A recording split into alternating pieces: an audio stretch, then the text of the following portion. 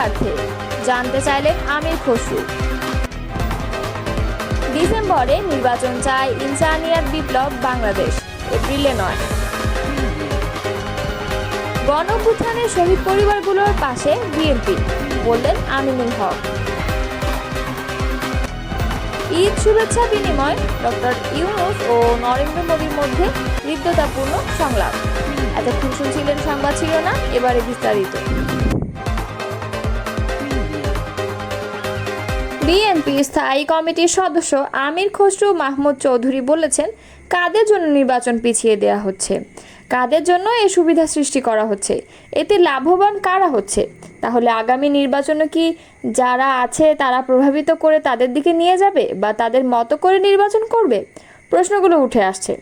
রোববার দুপুরে আমির খসরু মাহমুদ চৌধুরী চট্টগ্রাম নগরে তার মেহেদীবাগের বাসভবনে সাংবাদিকদের এই কথাগুলো বলেন। ঈদ উপলক্ষে নেতাকর্মীদের সঙ্গে কুশল বিনিময় করার এক ফাঁকে সাংবাদিকদের সঙ্গেও কথা বলেন তিনি। বিএনপির নেতা বলেন, সিংহভাগ রাজনৈতিক দল ডিসেম্বরে নির্বাচন চেয়েছে।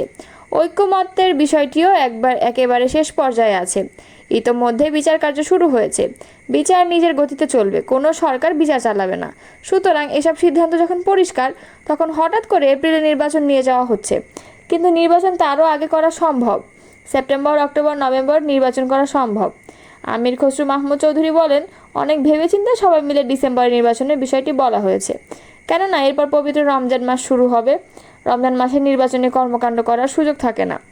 এরপর আবার পরীক্ষা, আবহাওয়া, কালবৈশাখী মিলিয়ে সম্ভব হবে না। ফলে এ সময়ে নির্বাচনী দিনক্ষণ ঠিক করার পেছনে কী কারণ, সেটা নিয়ে প্রশ্ন উঠেছে। এপ্রিলে নির্বাচন কাদের স্বার্থে, সে প্রশ্ন তুলে আমির খসরু মাহমুদ চৌধুরী বললেন, দেশে যখন একটা নির্বাচিত সরকার থাকে তখন একটা বিশেষ সময়ে নির্বাচন হয়, একটা সময়সীমার মধ্যে নির্বাচনের দিনক্ষণ ঘোষণা করা হয়। এখন নির্বাচিত সরকার নেই, সংসদ নেই, সেক্ষেত্রে আপনার এটা করতে হলে সবার ঐক্যমত্যে ও মতামতের ভিত্তিতে করতে হবে। মতামত সৃষ্টি হয়েছে ডিসেম্বরের পক্ষে, সুতরাং যে মতামত সৃষ্টি হয়েছে সেটির বাইরে গিয়ে এপ্রিলে নির্বাচন কেন, এটি এখন প্রশ্ন। এটি কাদের স্বার্থে, অন্য কোনো চিন্তা আছে কি না? প্রসঙ্গত, গত 6 জুন সন্ধ্যায় জাতির উদ্দেশ্যে ভাষণে অন্তর্বর্তী সরকারের প্রধান উপদেষ্টা ডক্টর ইউনূস জানিয়েছেন, আগামী বছর এপ্রিলের প্রথমার্ধে নির্বাচন হবে। তবে বিএনপি আগে থেকেই এবছর ডিসেম্বরের নির্বাচন আয়োজনের দাবি জানিয়ে আসছে। ইনসানিয়াত বিপ্লব বাংলাদেশের চেয়ারম্যান আল্লামা ইমাম হায়াত বলেছেন, আমরা এপ্রিলে নয় ডিসেম্বরের মধ্যেই সংসদ নির্বাচন চাই। রোববার চট্টগ্রামে ইনসানিয়াত বিপ্লব বাংলাদেশের উদ্যোগে ঈদ পরবর্তী মতবিনিময় ও মানবতার সমাবেশ অনুষ্ঠিত হয়েছে। সংগঠনটির চট্টগ্রাম জেলা কার্যালয়ে এই কর্মসূচি পালন করা হয়। সমাবেশে প্রধান অতিথির বক্তব্যে সংগঠনের চেয়ারম্যান আল্লামা ইমাম হায়াত বলেন, দেশে চলমান ভয়াবহ সংকটে বিক্ষুব্ধ ও মর্মাহত জনগণের প্রত্যাশা এখন একটি সুষ্ঠু ও নিরপেক্ষ নির্বাচন। এই নির্বাচনই আজ মজলুম জনতার হৃদয়ের আর্তনাদ। তিনি আরও বলেন, দেশ, ধর্ম, গণতন্ত্র, জীবনের নিরাপত্তা এবং স্বাধীনতা রক্ষায় এখনই ঐক্যবদ্ধ হতে হবে। রাষ্ট্র ও জীবনের স্বাধীনতায় বিশ্বাসী সব মানুষকে মানবতার রাজনীতির ভিত্তিতে একত্রিত হওয়ার আহ্বান জানাচ্ছি। অনুষ্ঠানে সংগঠনের কেন্দ্রীয় ও জেলা পর্যায়ের নেতৃবৃন্দ উপস্থিত ছিলেন। বিএনপির ভারপ্রাপ্ত চেয়ারম্যান তারেক রহমানের পক্ষ থেকে গুম এবং 24-এর গণঅভ্যুত্থানের শহীদ পরিবারের কাছে ঈদ উপহার পৌঁছে দেন বিএনপির কেন্দ্রীয় ক্রীড়া বিষয়ক সম্পাদক ও ঢাকা মহানগর উত্তরের আহ্বায়ক সাফজয়ী ফুটবলার আমিনুল হক। রোববার ঈদুল আজহার দ্বিতীয় দিনে রাজধানীর পল্লবীতে 24-এর ছাত্র জনতার গণঅভ্যুত্থানের নিহত ছাত্রদল নেতা রমজান মিয়া জীবন এবং 2022 সালের 7 ডিসেম্বর বিএনপির কেন্দ্রীয় কার্যালয়ের সামনে পতিত স্বৈরাচারের বিরুদ্ধে আন্দোলনে নিহত স্বেচ্ছাসেবক দলনেতা মকবুল হোসেনের বাসায় গিয়ে তাদের পরিবারের সঙ্গে কুশল বিনিময় করেন তিনি। এ সময় তিনি শহীদ পরিবারদের আর্থিক সহায়তাও প্রদান করেন। সবশেষ সম্প্রতি সন্ত্রাসীদের গুলিতে নিহত শ্রমিক দল পল্লবী থানার 5 নম্বর ওয়ার্ডের শ্রমিক দলের সহসভাপতি বিল্লাল গাজীর বাসায় গিয়ে তার পরিবারের সঙ্গে সাক্ষাৎ করেন বিএনপি নেতা আমিনুল হক। এ সময় সন্ত্রাসীদের গুলিতে নিহত হওয়া বিল্লালের মার কান্নায় এক আবেগঘন পরিবেশ সৃষ্টি হয়। বিএনপি নেতা আমিনুল হক নিহত বিল্লালের ছেলের লেখাপড়ার দায়িত্ব গ্রহণ করেন। আমিনুল হক বলেন, পতিত স্বৈরাচার কর্তৃক গুম, খুন এবং 24-এর গণঅভ্যুত্থানে নিহত হওয়া প্রত্যেকটি শহীদ পরিবারের পাশে রয়েছে বিএনপি।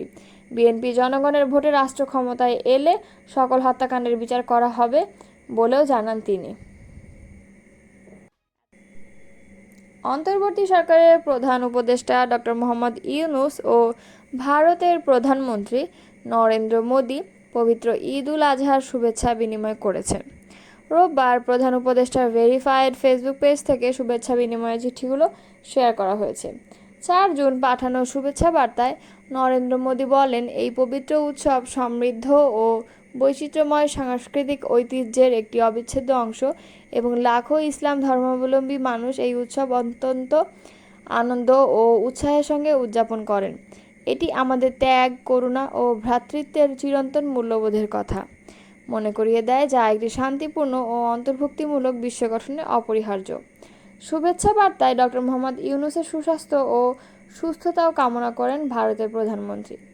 ভারতীয় প্রধানমন্ত্রীর শুভেচ্ছা বার্তার উত্তরে শুক্রবার প্রফেসর ডক্টর মোহাম্মদ ইউনূস বলেন, পবিত্র ঈদ উল আজহার এই শুভ উপলক্ষে আপনার চিন্তাশীল বার্তা, আন্তরিক শুভেচ্ছা ও উষ্ণ অভিনন্দনের জন্য আমি গভীরভাবে কৃতজ্ঞ, যা আমাদের দুই দেশের মধ্যে পারস্পরিক মূল্যবোধকে প্রতিফলিত করে। আমি এই পবিত্র ঈদ উপলক্ষে আপনাকে এবং আপনার মাধ্যমে ভারতের জনগণকে আমার আন্তরিক শুভেচ্ছা জানাতে চাই। পবিত্র ঈদ উল আজহা এমন একটি উৎসবের সময় যা মুসলিম সম্প্রদায়কে উৎসব, ত্যাগ, উদারতা ও ঐক্যের চেতনায় একত্রিত করে এবং বিশ্বব্যাপী জনগণের বৃহত্তর কল্যাণের জন্য একসাথে কাজ করতে আমাদের সকলকে অনুপ্রাণিত করে। আমি বিশ্বাস করি যে পারস্পরিক শ্রদ্ধা ও সমঝোতার চেতনা আমাদের জনগণের কল্যাণের জন্য একসাথে কাজ করতে নির্দেশনা দেবে। ডক্টর মোহাম্মদ ইউনূস এও বলেন, এই পবিত্র ঈদে আমি আপনার সুস্বাস্থ্য ও সুখ এবং ভারতের জনগণকে শান্তি, অগ্রগতি ও সমৃদ্ধি কামনা করছি।